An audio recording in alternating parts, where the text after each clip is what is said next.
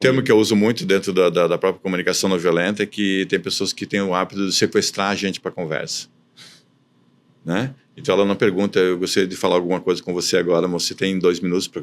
Não, a pessoa sequestra, eu quero falar com você agora. Então isso já é uma invasão do espaço da prosêmica, né? Mas o que eu quero dizer com isso? Então o Steve Porges diz assim, a pandemia, na verdade, ela nos levou para uma preocupação de uma necessidade humana primorosa, que é a sobrevivência. Uhum. Então ela nos trouxe a morte colada aqui, né?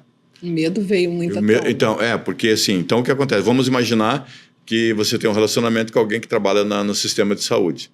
E aí a pessoa chega em casa, ela pode ser um serial killer da família. Verdade. Mesmo amando. Verdade. Né? Por quê? Porque ela vai trazer o vírus e você fica... Na verdade, a gente estava sendo bombardeado com essa visão além de ser ainda bombardeado, né? Você pega na televisão, o pessoal diz assim, quando você chegar em casa, põe a roupa dentro do saco, vai pro banheiro, né? Toma banho, não sei o quê. Teve várias histórias engraçadas. E você vai para o quarto, vão te colocar uma comida na porta como se fosse um prisioneiro, né? Você come lá e tal. E aí o que aconteceu? Essa estrutura de excesso de cortisol em função desse receio à morte fez com que as pessoas fizessem com que o sistema nervoso dela ficasse extremamente reativo. Aí um rapaz me contou isso assim, Jefferson, é verdade, porque um dia eu estava no supermercado e aí com a questão de usar máscaras, né? Aí quando eu olhei do outro lado da gôndola tinha um cara que não estava de máscara. E eu imaginei, parecia que estava apontando uma arma para mim. Sim. Né? E o cara, de repente, super gentil, uma pessoa de boa e tal, mas... Por quê? Porque todo esse contexto da pandemia trouxe essa informação, né? Então, começou a fazer com que o sistema nervoso das pessoas armazenasse esse processo informacional e gerasse essa distorção na mente, por isso que... E o surgimento muito do pânico, crise de pânico. Do pânico, porque a quantidade de informações e a pessoa muito não sabia grande. filtrar, não sabia cuidar disso, né? E aí faz com que você comece a se desconectar das pessoas. Então, por isso era o contrário do que o pessoal achava que ia acontecer, né? Mas faz total sentido. Aí o que desconectou e as pessoas não sabiam lidar emocionalmente, não sabiam comunicar isso, né? E aí você imagina que ainda nós estamos vivendo sobre isso, né? Tanto que ocorreu tantos divórcios, as pessoas têm dificuldade de abraçar, e elas nem sabem por que estão fazendo isso. Eu acho que o medo ainda ativou algo que a gente está... É isso.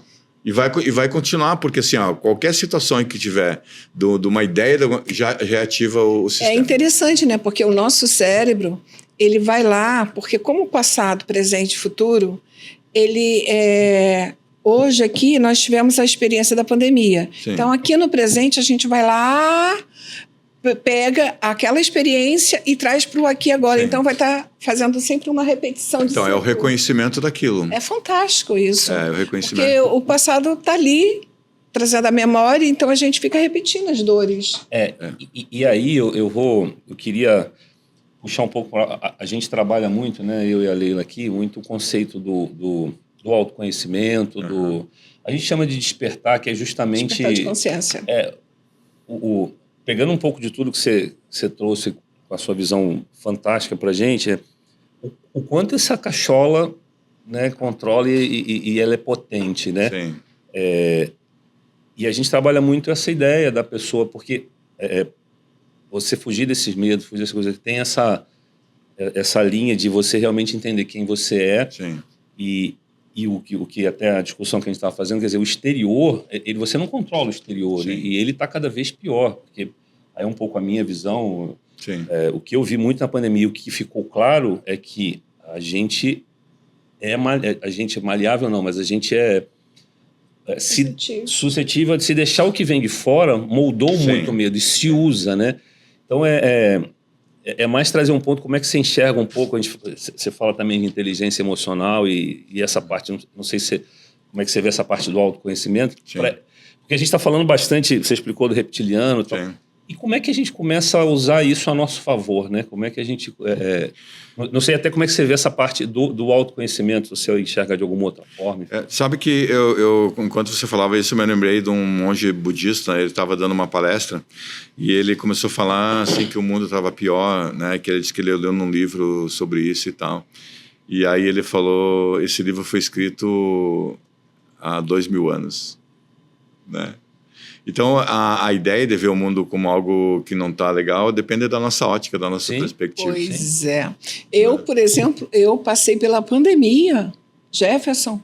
Se você me perguntar como é que foi a minha passagem, eu sei de pandemia, para mim não existiu a pandemia. Então, isso faz uma diferença incrível.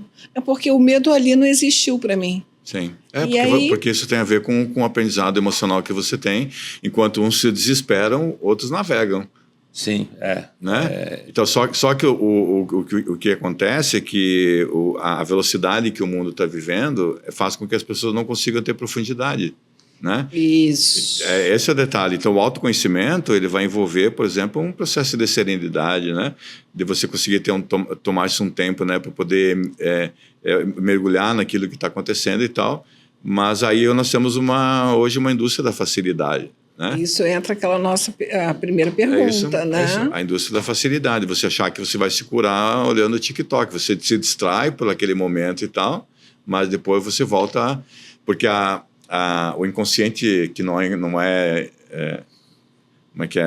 muito lúcido, né? Uhum. Ele tem algo genial que ele sabe o que está fazendo. Sabe o que está fazendo, né? Então, assim, Jung, que foi um psicanalista, ele diz assim: aquilo que eu sei a respeito de mim mesmo é uma rolha de uma garrafa de vinho flutuando no oceano do inconsciente.